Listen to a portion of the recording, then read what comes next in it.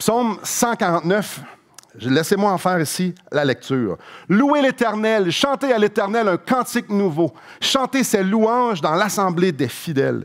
Qu'Israël se réjouisse en celui qui l'a créé, que les fils de Sion soient dans l'allégresse à cause de leur roi, qu'ils louent son nom avec des danses, qu'ils le célèbrent avec le tambourin et la harpe, car l'Éternel prend plaisir à son peuple. Il glorifie les malheureux en les sauvant, que les fidèles triomphent dans la gloire, qu'ils poussent des cris de joie sur leurs couches, que les louanges de Dieu soient dans leur bouche et le glaive à deux tranchants dans leurs mains pour exercer la vengeance sur les nations, pour châtier les peuples, pour lier leurs rois avec des chaînes et leurs grands avec des ceps de fer, pour exécuter contre eux le jugement qui est écrit. C'est une gloire pour tous ses fidèles. Louez l'Éternel. Louez Dieu dans son sanctuaire. Louez-le dans l'étendue où éclate sa puissance. Louez-le pour ses hauts faits. Louez-le selon l'immensité de sa grandeur. Louez-le au son de la trompette. Louez-le avec le luth et la harpe. Louez-le avec le tambourin et avec les danses. Louez-le avec les instruments à cordes et le chalumeau. Louez-le avec les cymbales sonores. Louez-le avec les cymbales retentissantes. Que tout ce qui respire loue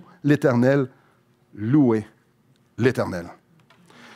Aujourd'hui, on va parler d'un sujet quand même assez spécial. On va parler de louer le Seigneur. On va parler de musique, on va parler de chant. Et c'est un sujet épineux. On a eu un sondage dernièrement à l'Église. Le score était vraiment bien. Mais dans la plupart des églises, dans peu importe le milieu, la musique, c'est un sujet épineux. Et nous, dans cette Église, on veut que la parole de Dieu soit la base de ce qu'on croit. Et c'est exactement ce qu'on va faire. Donc, tournez avec moi dans Colossiens. C'est le texte qu'on va parcourir ce matin. Colossiens au chapitre 3. Colossiens au chapitre 3, c'est le texte qu'on va parcourir. Et beaucoup de choses ont été dites à propos de la musique, beaucoup de choses ont été écrites à propos de la musique. Moi, je viens d'un milieu où est-ce qu'ils ont une opinion très particulière sur la musique. Et ici, dans cette église, on a toutes sortes, il y a plusieurs personnes qui viennent de toutes sortes de milieux et plusieurs personnes se sont fait enseigner des choses sur la musique. J'ai lu plusieurs livres sur le sujet. Et ce qui est surprenant, qu'on soit dans peu importe lequel spectre de notre position sur la musique, c'est fascinant de voir à quel point il y a des choses qui sont non bibliques qui sont mentionnées. Des principes qui sont enseignés comme étant une vérité, mais que ça ne vient pas de la Bible. C'est vraiment impressionnant et ça fait peur. Je désire au maximum, le plus que je peux, du meilleur de ma connaissance, me baser sur la parole de Dieu. Et si vous êtes ici ce matin, c'est fort probablement pour la même raison. Donc, on va regarder ce que les Écritures ont à dire là-dessus. Et en partant, dans mon introduction, je dois mentionner que sur plein de sujets, on a beaucoup de liberté. Et ça, c'est formidable. Dieu nous donne la liberté dans plein de sujets. Je vous en donne un. Le repas du Seigneur. Le repas du Seigneur, ça nous est mentionné qu'on doit prendre ça en souvenir, en mémoire de Jésus-Christ, de ce qu'il a fait pour nous. Parfait. Ça nous dit-tu combien de temps? Non. Je veux dire, il faut le faire combien de fois par mois ou une fois par année? Je connais une église qui le font une fois par année à Pâques. J'en connais d'autres qui le font à toutes les semaines.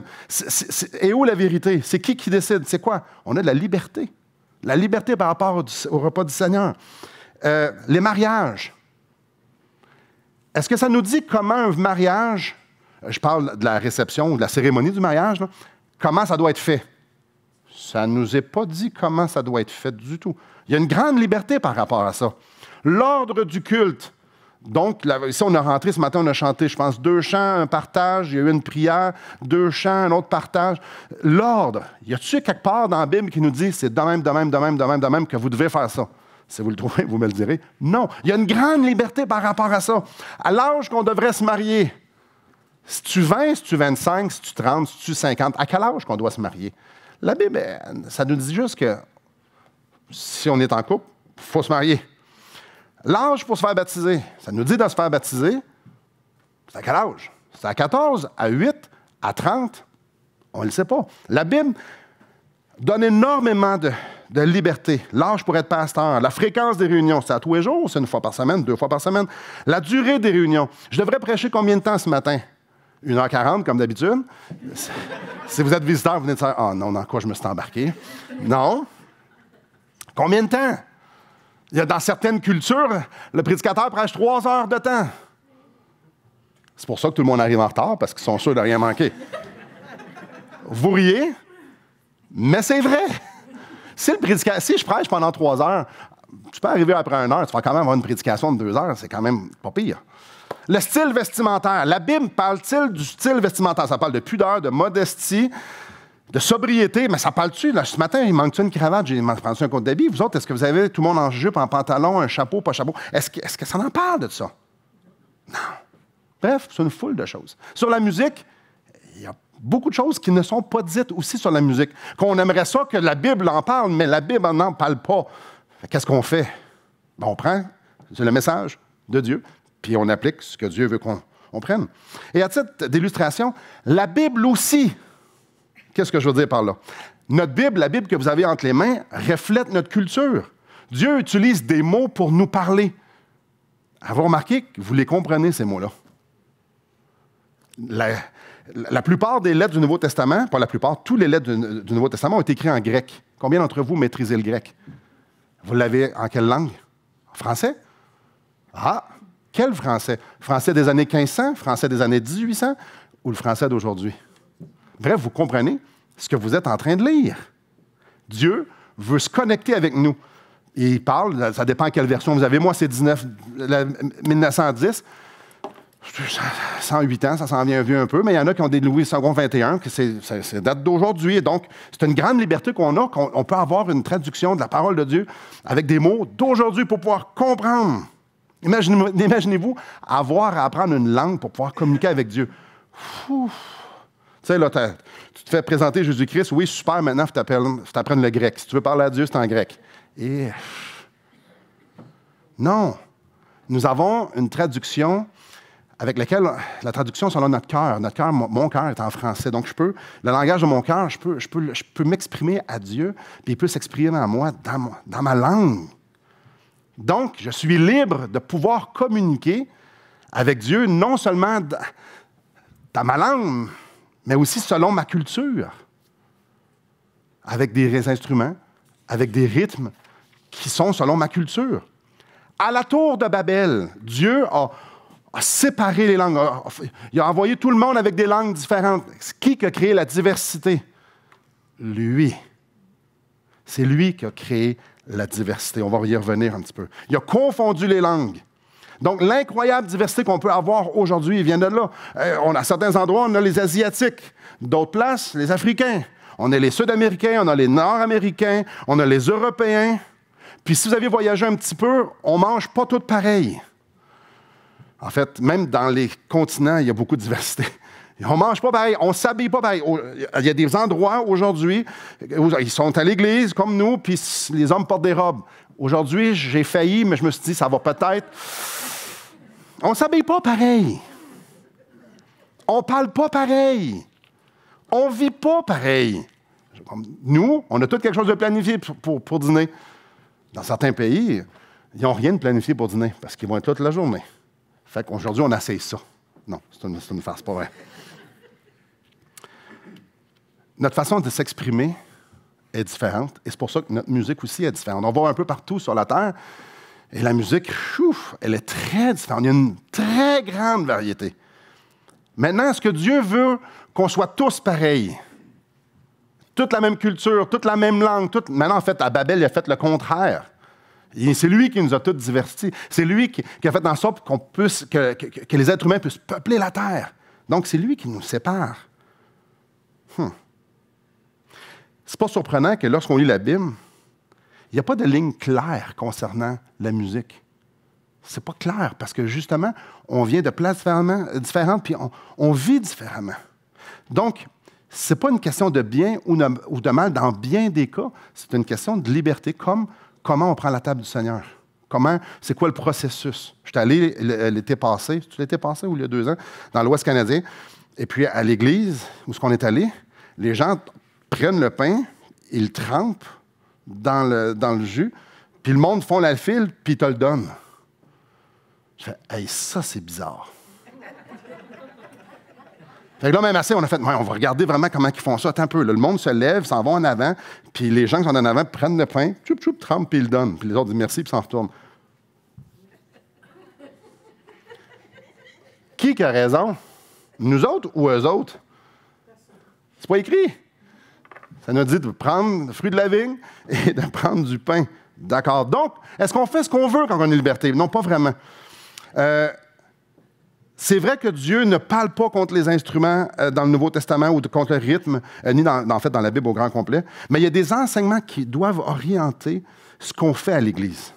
C'est exactement ce que j'aimerais qu'on fasse. Je vais lire le texte, Colossiens chapitre 3, verset 15. « Et que la paix de Christ à laquelle vous avez été appelés pour former un seul corps règne dans vos cœurs et soyez reconnaissants.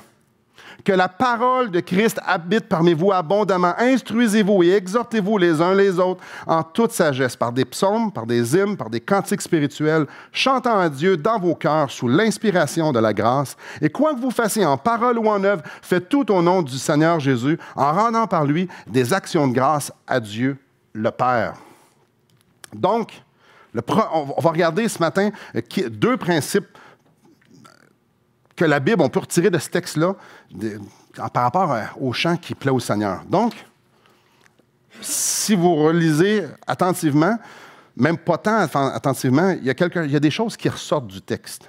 Que la parole de Christ, au verset 16, habite parmi vous abondamment. Ou dans toute sa richesse.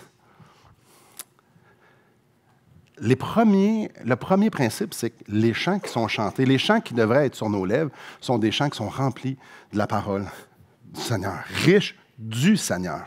Notre passage au verset 16 parle de psaumes, parle d'hymnes, parle de cantiques spirituels. Et ce n'est pas tout à fait clair ce que chaque mot, chaque expression veut dire. Donc, j'en parle brièvement. Les psaumes, quand ça nous parle de psaumes au verset 16, fort probablement que ça nous parle des psaumes, les livres des psaumes, donc les 150 psaumes. On a lu les 2 derniers tantôt. Donc oui, fort probablement que c'est de ça que ça parle. Les hymnes, c'est un sens général pour parler de chants de louange. Des cantiques spirituels, c'est un sens encore plus large. Ça l'implique à la gloire de Dieu et non pas chanter à des dieux païens. Donc, c'est des cantiques qui sont orientés vers Dieu.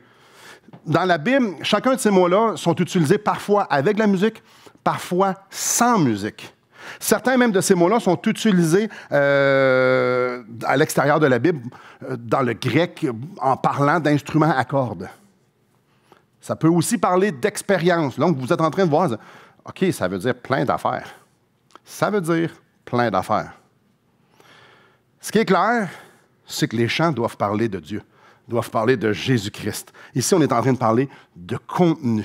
Il leur dit, instruisez-vous, au verset 16, et exhortez-vous.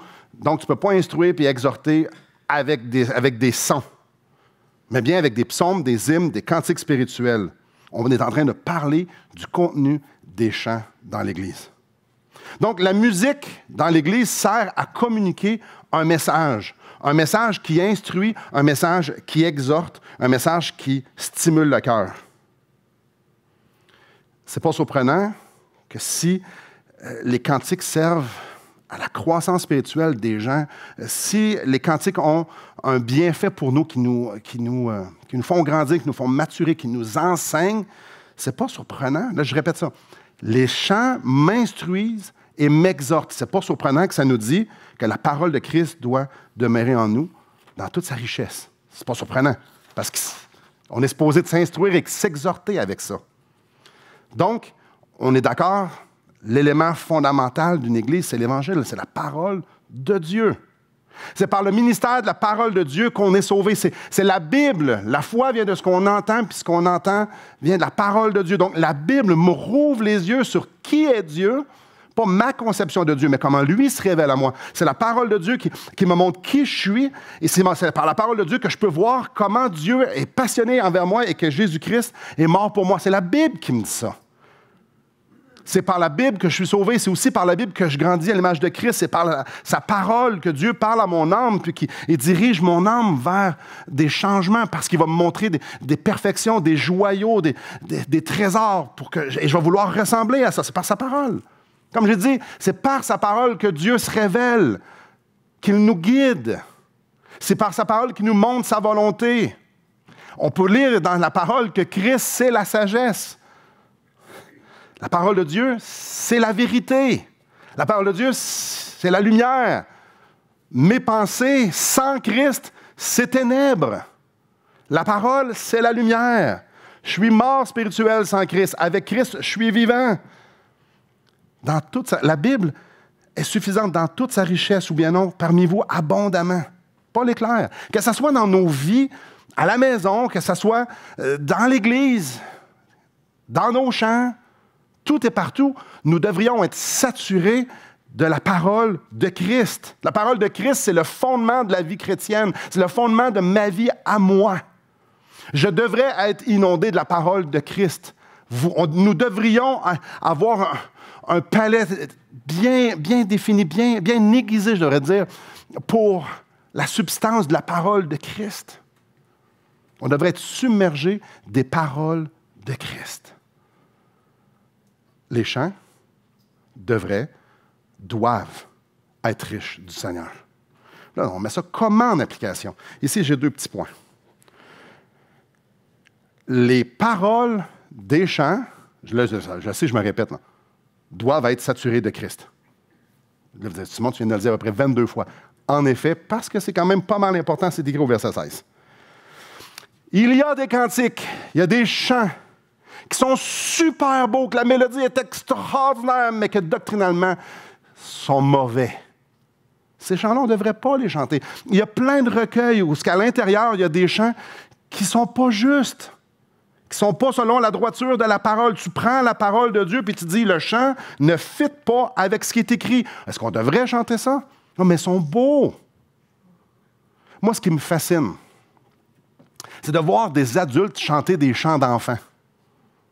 C'est fascinant. Même moi, des chants que j'ai chantés il y a 20 ans, puis ça fait juste jouer. Hop, je me souviens des paroles. C'est fascinant.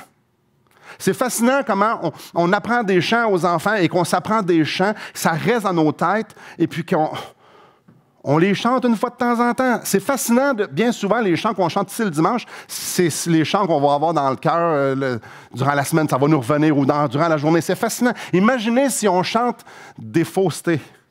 On est-tu en train de s'enseigner des faussetés? Oui, mais il est beau, le chant. Est-ce qu'il est plein? Est-ce que la richesse de la parole de Christ est là ou non? Il y a beaucoup d'influences. J'aime lire sur le sujet. Souvent, il y a une grande emphase sur les chants qui sont vieux. Ah, les chants qui sont vieux sont bons. Ce n'est pas vrai que les chants qui ont été écrits il y a 500 ans sont tous bons. C'est faux. Un cantique se démarque par sa substance. Est-ce que Christ est là dans la vérité ou non? Pas par sa date de rédaction. Il ne faut surtout pas, et vous allez voir dans nos chants qu'on choisit à l'Église ici, il ne faut pas tourner le dos à notre riche histoire hymnologique. Il y a des superbes cantiques d'il y a 3, 4, 500 ans, 1000 ans, parce qu'il y a dans les psaumes, pas 1000 ans, 3000 ans, parce que dans les psaumes, il y en a aussi. Le but n'est pas d'être à la page. Le but, c'est d'avoir des chants qui sont remplis de Jésus-Christ. Non plus de repousser les nouveaux chants parce qu'ils sont nouveaux. Bref, ce n'est pas par la date de rédaction qu'on fait ça. Ce que le Seigneur nous demande, c'est que nos cantiques, ce qu'on chante, que ça soit imprégné de vérité, de sa présence, de saine doctrine. C'est ultra important parce que ce qu'on chante en avant, on l'enseigne. Ce qu'on met dans nos oreilles, on se l'enseigne. Ce qu'on chante entre nous autres, on se l'enseigne. Ça peut être vrai, s'il vous plaît? Je ne pense pas que personne d'entre vous allait faire jouer à vos enfants qu'on vient par hasard. Par un effet de Big Bang, tout s'est déroulé. Il n'y a personne qui va faire jouer ça. Non, ça n'a pas de sens, on ne fait pas ça. Ouais.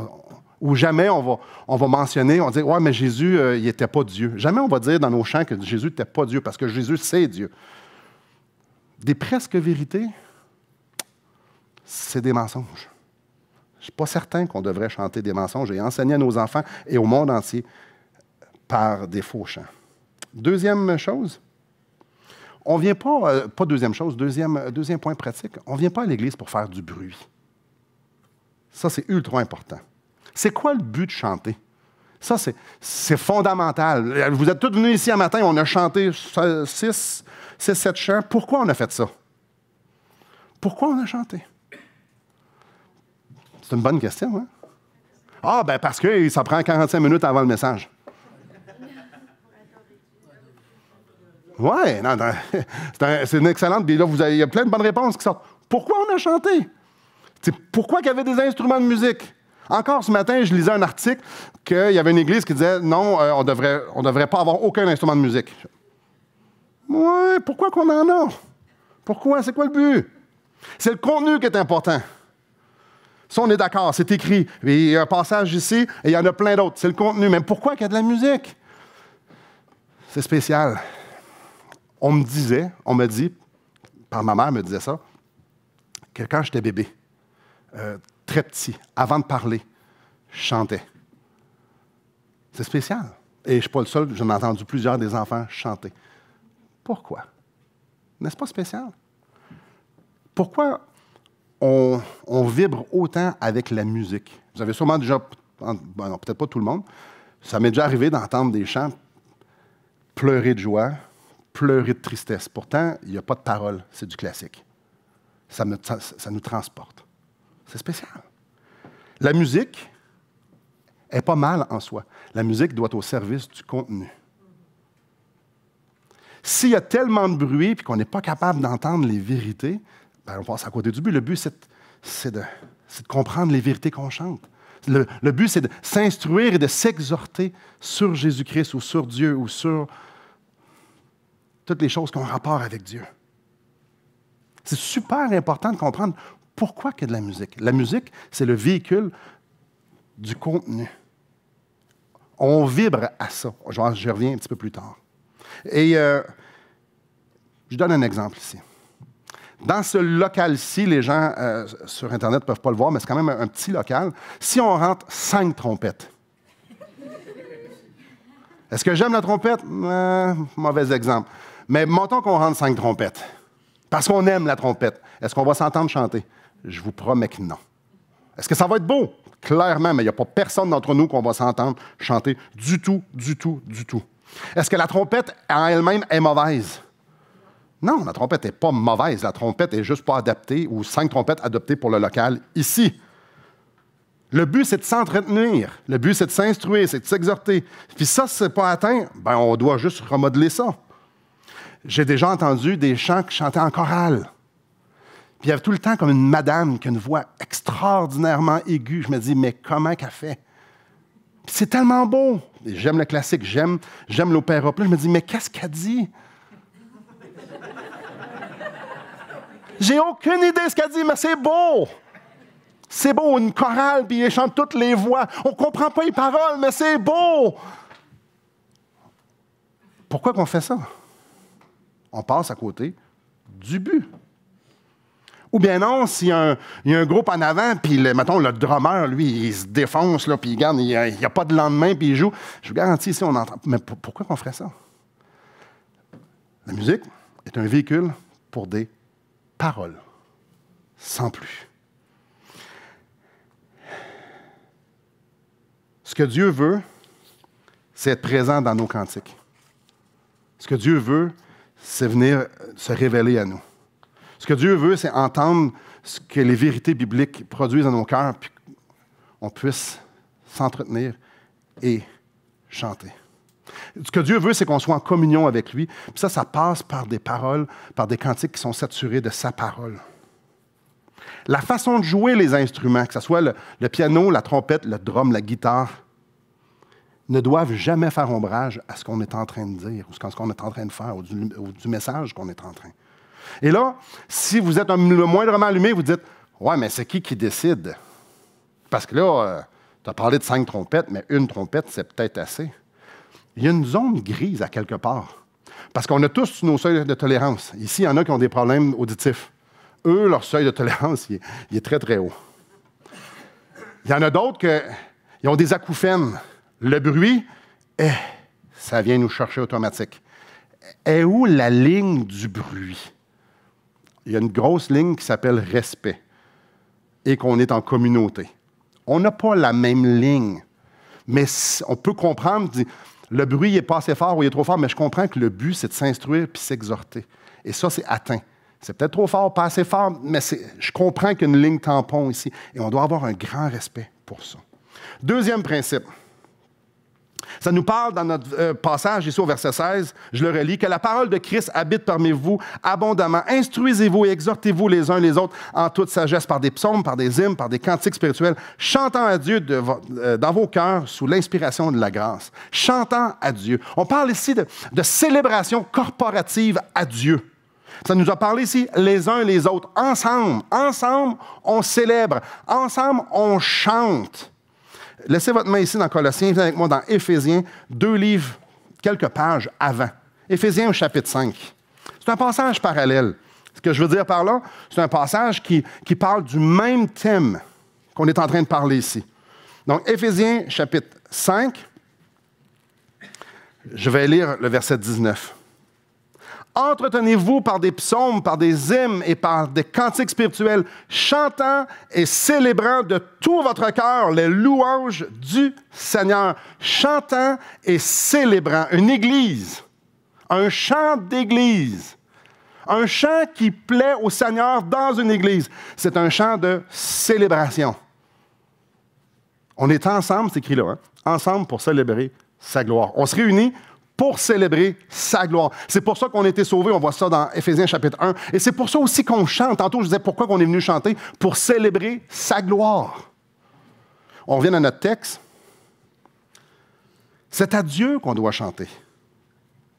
C'est à lui qu'on donne des actions de grâce.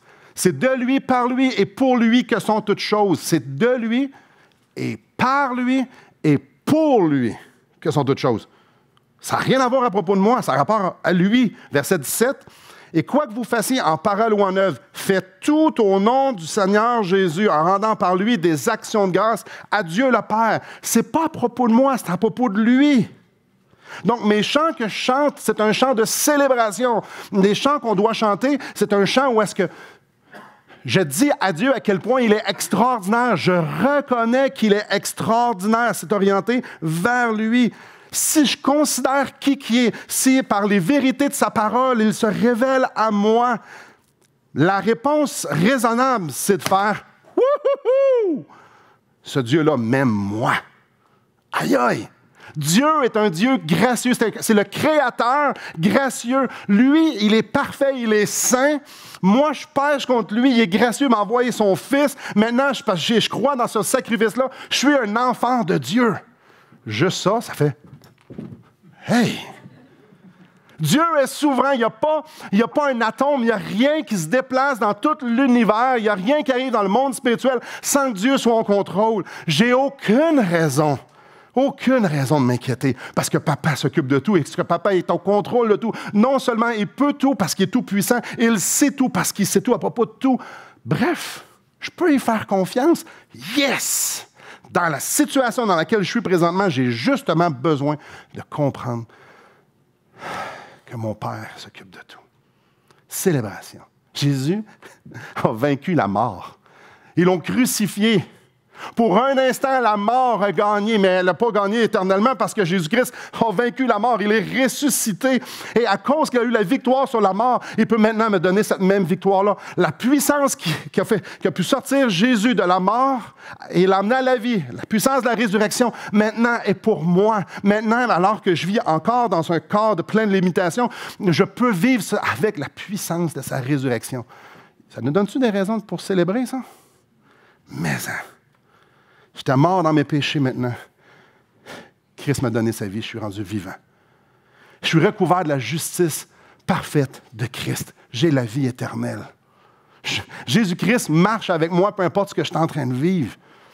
Il est en train d'intercéder pour moi auprès du Père. Ça, c'est des thèmes de chant qui plaisent à Dieu. Pourquoi?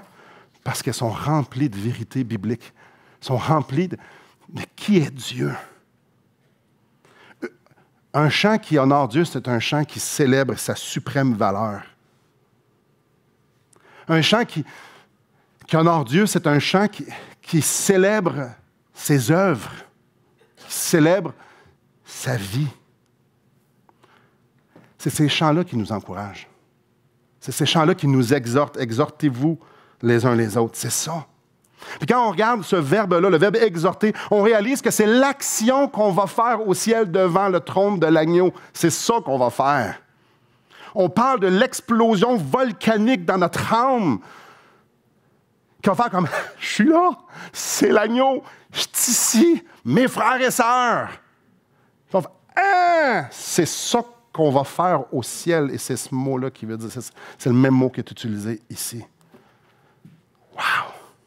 Un chant de célébration, un chant de joie, mais pas nécessairement tout le temps de joie. Parce qu'on peut se poser la question, comment je peux célébrer Dieu en 2018 ici au Québec? On veut le savoir, Simon. Bien, je vais vous répondre, ça dépend de quelle facette qu'on célèbre. Combien d'entre vous avez déjà pleuré? Je vais lever la main. Là, je vous juge si votre main n'est pas levée. Là. Combien d'entre vous avez déjà ri? Règle générale, ce sont deux sentiments à l'opposé l'un de l'autre. On peut pleurer de joie, mais ça, c'est une autre histoire. Ces deux sentiments, on peut être au bout du désespoir, puis on peut exalter, on a l'impression qu'on touche le pan de la robe de Dieu au ciel. Il y a une gamme d'émotions entre les deux, là. C'est drôle, Dieu nous a donné, c'est Dieu qui nous... Moi, j'ai été créé à l'image de Dieu. Ça, c'est pas péché avoir des émotions. Dieu m'a donné cette variété d'émotions-là. Pourquoi j'ai ces émotions-là? Bien, parce que mes émotions sont une façon d'exprimer les sentiments que je suis en train de vivre là. Il y a plusieurs façons de célébrer. Exemple, si je célèbre la résurrection, la victoire de la vie, le couronnement de Christ, mon union avec lui dans la gloire et dans la joie, comme je vous ai dit tantôt, j'ai rien qu'envie de faire « wouhou! » J'ai envie de ouf! Aïe aïe, Seigneur, c'est extraordinaire. Aïe aïe. Mais si je célèbre l'humiliation de Christ, sa passion. Si je célèbre la croix, son rejet, mettons que je vote pas mal moins Yahoo, ça se peut que la musique soit différente. Ça se peut que dans mon âme, il va y avoir autant d'émotions, mais cette émotion-là ne se traduira pas nécessairement. Je vais être plus calme. Est-ce que je vais encore célébrer? Clairement, parce que je reconnais que c'est par cette croix-là que je suis pardonné. Donc, il va y avoir un volcan d'émotions sur les deux sujets, mais il va s'exprimer de différentes façons. Ce ne sera pas les mêmes émotions. Donc, comment on célèbre Dieu? Bien, la musique est au service du contenu. C'est ce qu'on a dit tantôt. Donc, la musique devrait correspondre avec ce qu'on est en train de faire. Vous savez, il y a cette fameuse chanson-là. Nous sommes heureux et nous débordons de joie. Bon, là, la musique n'exprime pas nécessairement bien l'émotion que mes paroles elles ensemble. Être joyeux, c'est-tu mal? Non. Ou sinon, ça serait péché. Tous les fois, je suis joyeux. Non, puis ça me dit ici que je dois me réjouir. OK. Dans les psaumes, vous lirez le nombre de fois que c'est écrit avec des cris de joie. Ouais, des cris de joie, c'est pas « yeah ». Non. Il ne faut pas avoir peur d'être joyeux. Il ne faut pas avoir peur non plus de dire « ça fait mal ». Christ est là, je m'appuie sur lui, mais « how ». Ça fait mal. Je suis tenté, je suis coincé, C'est deux choses bonnes. Et on peut célébrer les deux. La musique doit être au service de ces deux émotions-là et de toutes les autres émotions. On utilise plusieurs intonations dans notre voix pour justement communiquer différents messages. Je peux vous dire avec la même intonation, avec le même message avec deux intonations, on veut dire deux choses tout à fait séparées. Frères et sœurs, Dieu nous a placés au Québec, ici. Et notre célébration doit être contextuelle au peuple québécois. C'est vraiment intéressant qu'on voyage. On va dans d'autres églises avec d'autres cultures, puis tu fais... C'est vraiment différent. Et que ça ne passerait pas chez nous, ça. Mais eux, c'est dans leur contexte au bout. On va dans certains continents, certaines places, c'est tout à fait différent. Ils expriment leur joie et leur tristesse de d'autres façons. Il y en a qui, quand il y a de la tristesse, ça se met à crier, puis ça se lamente. Au Québec, on ne fait pas vraiment ça. Bien, si on le fait, on se fait remarquer pas mal. Ce n'est pas contextuel. On doit avoir une adoration des chants, de la musique qui est contextuelle à nous au Québec. Notre musique doit refléter notre langage dans toute sa diversité. Je vais dire quelque chose de spécial, ça me semble simple. Notre musique doit sonner québécoise. Parce que c'est la langue musicale qu'on chante.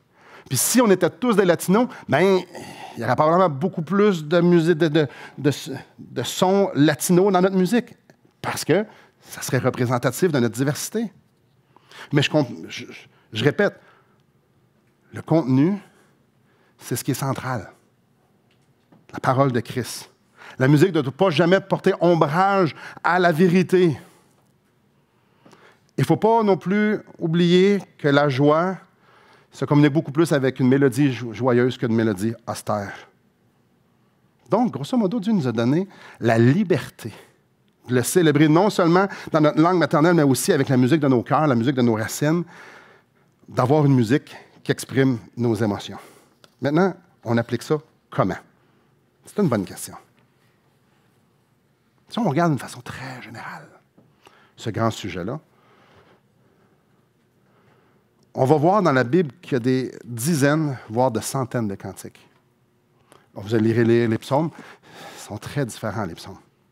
Mais il y a une chose qui est certaine, c'est que dans le psaume, il y a toujours une révélation de Dieu. La plupart du temps, il y a quelque chose de circonstanciel à l'auteur et on finit avec Dieu. C'est quasiment tout le temps comme ça. Tous remplis d'une richesse céleste. Tous à la gloire de Dieu. Comment on applique ça? La musique sert de véhicule pour transporter une adoration agréable à Dieu. Comme je dis, puis je le répète encore, que ce soit avec des cœurs meurtris ou que ce soit dans l'exaltation de joie. Que ce soit dans la détresse ou dans les grandes délivrances. La musique est le langage de l'émotion qu'on est en train de célébrer ou de partager. Pas l'émotion qu'on célèbre, mais avec l'émotion avec laquelle on célèbre. Tantôt, au début, je parlais de liberté. On est libre. Dieu ne nous a pas mis de règles carrées. Je ne les vois pas dans la Bible. Ce qu'il désire, c'est qu'on élève nos cœurs dans la joie. Qu'on puisse avoir des véhicules musicaux pour que ça l'exprime ce qu'il y a dans nos cœurs, le bouillonnement. La bouche parle de l'abondance du cœur. Si dans mon cœur, j'ai une émotion, je veux réagir à une vérité, la musique, j'ai la liberté de pouvoir avoir la musique qui vient avec. J'ai la liberté aussi de pouvoir chérir la diversité culturelle qu'on peut avoir. On se souviendra, c'est Dieu qui a éparpillé tout le monde dans une langue différente, avec des langues différentes. C'est Dieu qui a poussé la diversité culturelle. Venez avec moi dans Apocalypse au chapitre 6. C'est Dieu. De penser qu'il faut tous se ressembler, c'est très, très, très, très réducteur. C'est très malsain. Et c'est mal comprendre le but de Dieu sur l'unité. Excusez-moi, au chapitre 7. Apocalypse, chapitre 7. Verset 9. Après cela, je regardais et voici, il y avait une grande foule que personne ne pouvait compter, de la même nation, de la même tribu, du même peuple, de la même langue. C'est fou, hein? Si on regarde dans Genèse, Dieu éparpille tout le monde aux quatre coins de la terre pour qu'il y ait des cultures différentes, des langues différentes, des façons de faire différentes. Et à la fin, on va célébrer dans nos différences, je le relis, que personne ne pouvait compter de toute nation, de toute tribu, de tout peuple et de toute langue. Et là, chacun, leurs différences sont reconnues.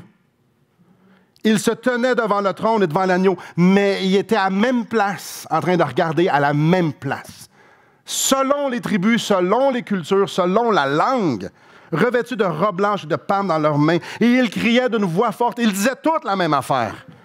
Le salut est à notre Dieu qui est assis sur le trône et à l'agneau. D'un bout à l'autre, la diversité est dans l'abîme.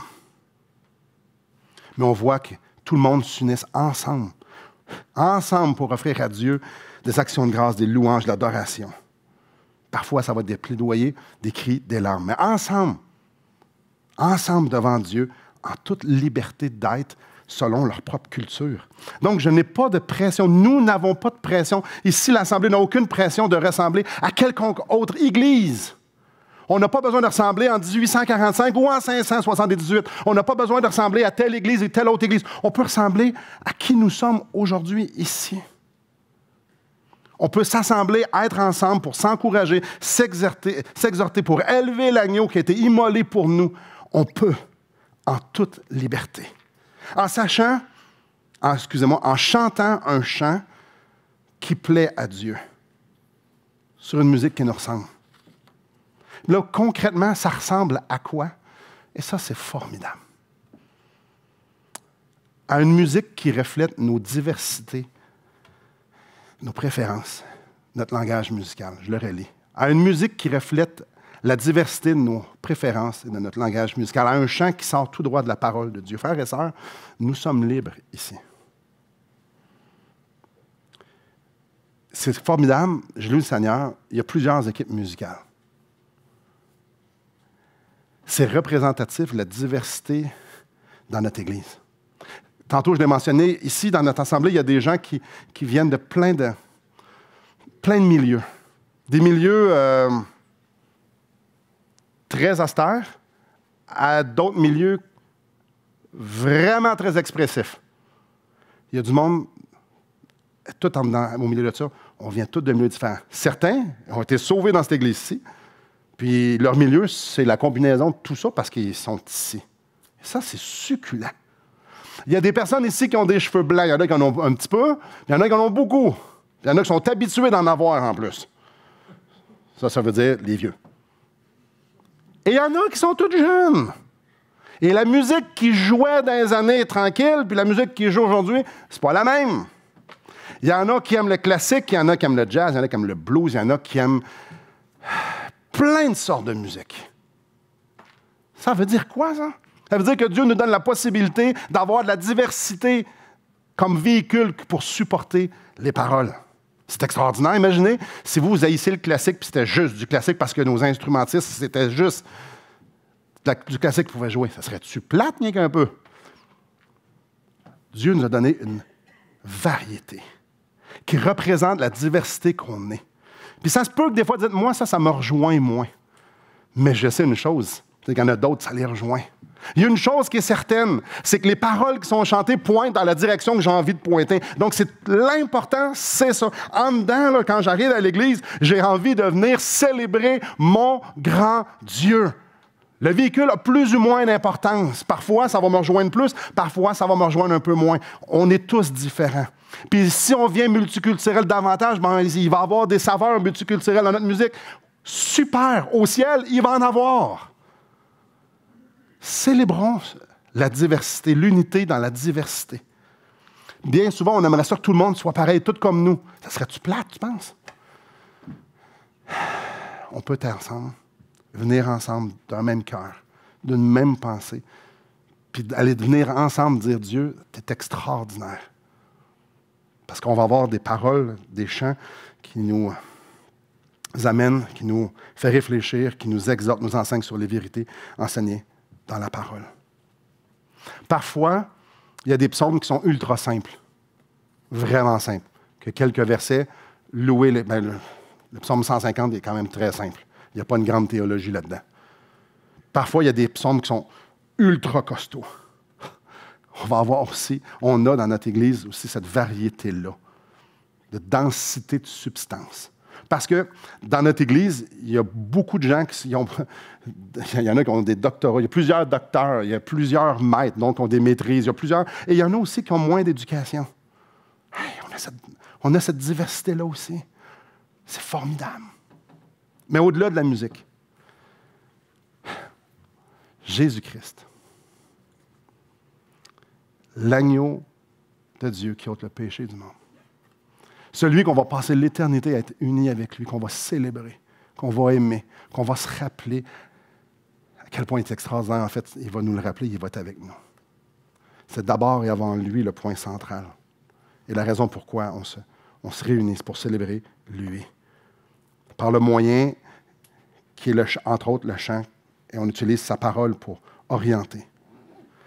Mes frères et sœurs, quand vous allez venir ici dimanche prochain, ou si vous venez dans 2 semaines, arrivez avec ce cœur-là bouillant. Puis si vous ne l'avez pas, demandez, Seigneur, je veux avoir un cœur bouillant, je m'en vais célébrer. Célébrer. Et là, je fais une parenthèse ici. Il y en a qui chantent mal ici. Est-ce qu'il y en a qui chantent mal? Il y en a qui vraiment chantent comme des chaudrons. Si vous le chapeau, là, je regarde pas personne. Si je vous ai regardé, ça... Il y en a qui chantent comme des rossignols. Oh, c'est beau. Ça n'a pas de sens comment c'est beau. Je ne regarde pas non plus. Je me demande ce que Dieu entend au ciel. Oh, toi, arrête de chanter. Chante moins fort. Oh, j'ai hâte d'un corps glorifié, ça va mieux sonner au ciel. Savez-vous quoi? Moi, je suis convaincu d'une chose, c'est que Dieu connaît mon cœur. Puis la quantité de notes que je vais fausser n'a pas vraiment d'importance. Si mon cœur bouillonne, si mon cœur a envie de faire « Wouhou! » je nous encourage, frères et sœurs, à ne pas faire « Wouhou! » Et si la personne à côté de vous chante mal, puis c'est votre conjoint ou votre conjointe ou votre enfant, puis dit « Tu chantes trop fort, tu chantes mal! » Dites-y, tu iras voir Simon après. Si mon cœur a envie de faire « Seigneur, alléluia! » Et empêchez-moi pas de le faire. Si j'ai envie de le chanter fort, empêchez-moi pas de le faire. Chante mal, c'est pas grave, Dieu entend. C'est à lui que je parle. Frères et sœurs, arrivons ici avec le cœur bouillant, puis que la musique, les chants qu'on chante puissent être l'expression de notre reconnaissance d'être son peuple et d'être unis avec lui. Ça va-tu être parfait? Non, mais au ciel, ça va l'être. Et ça, c'est juste suffisant pour faire « Yes! » Prions. Loué sois-tu, Père, pour la diversité. Je suis tellement content. Je suis content qu'on ne soit pas tous pareils parce qu'on ressemblerait à qui? Je suis content, Seigneur Dieu, que tu aies pas pris une photo il y a 2000 ans, ou il y a 3000 ans, ou il y a 500 ans, et tu as dit, il faut que vous ressembliez à ça. Je suis content, Seigneur Dieu, qu'on n'a pas besoin d'adorer puis d'avoir un style musical comme les autres dans un autre continent. Que, Seigneur, tu nous as mis ici avec cette langue qui est riche, que le français, avec notre accent qui est différent du reste de la francophonie. Et, Seigneur, tu nous assembles ensemble, des jeunes, des plus vieux, des gens avec beaucoup d'éducation, d'autres moins d'éducation.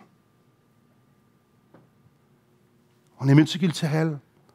Seigneur, tu veux qu'on s'unisse sur la base de Jésus-Christ, de notre salut, de notre espérance, de ta parole. De ta parole. Merci, Père, merci. Merci de cette diversité-là. Et qu'on peut être unis. Seigneur, c'est même correct d'avoir des opinions différentes, mais il y a une chose fondamentale qu'on est d'accord, c'est toi. Les petites choses secondaires puis tertiaires, c'est plus ou moins important.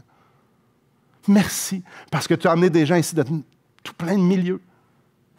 Merci, Seigneur, parce que tu nous donnes ta parole par laquelle nous pouvons avancer, par laquelle nous pouvons se diriger.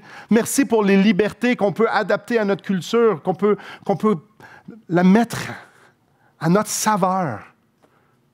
Et ça t'est pareil agréable. Seigneur, tu ne nous demandes pas de vivre sans limite, de ne pas avoir point de référence. Seigneur, tu nous demandes de t'honorer, basé sur ta parole et dans bien des contextes, selon notre contexte culturel ou où ce qu'on est. Merci. Je veux te prier, Seigneur, que tu nous donnes cette sagesse-là, ce discernement spirituel, pour que nous puissions être fidèles à ta parole. Parce que tu ne nous demandes pas d'être créatifs avec le contenu. Tu ne nous demandes pas, Seigneur Dieu, que ça soit cute. Tu veux que ça soit vrai. Seigneur, garde-nous dans l'Église et dans nos vies, d'être sensibles à ce qu'on met dans nos oreilles et devant nos yeux, pour que, Seigneur Dieu, ça puisse refléter que tout vient de toi, que c'est par toi et que c'est pour toi que sont toutes choses. Seigneur, je te prie de me changer mon cœur davantage, de m'emmener sur ce chemin-là pour que je puisse davantage me délecter sur ce qui a de la substance, sur ta vérité. Fais-le dans toutes nos vies. C'est la seule façon que ça va pouvoir se refléter ici. C'est si on le fait chacun chez nous. Alors donne-nous un zèle et une passion pour ta parole, pour la substance, pour ce qui est de suprême valeur, Jésus-Christ. Seigneur, on a hâte de pouvoir joindre les saints qui nous ont précédés. On a hâte de pouvoir s'unir au sein des quatre coins de la terre et de pouvoir se joindre les uns aux autres devant ton trône et de pouvoir te célébrer enfin face à face. De pouvoir rentrer dans cette joie parfaite, les uns avec les autres, avec nos différences, mais avec notre même cœur centré sur toi. Seigneur, je te prie que ce soit représentatif ici. Et je te prie dans le nom de Jésus-Christ. Je te célèbre, nous te célébrons dans le nom de Jésus-Christ. Amen.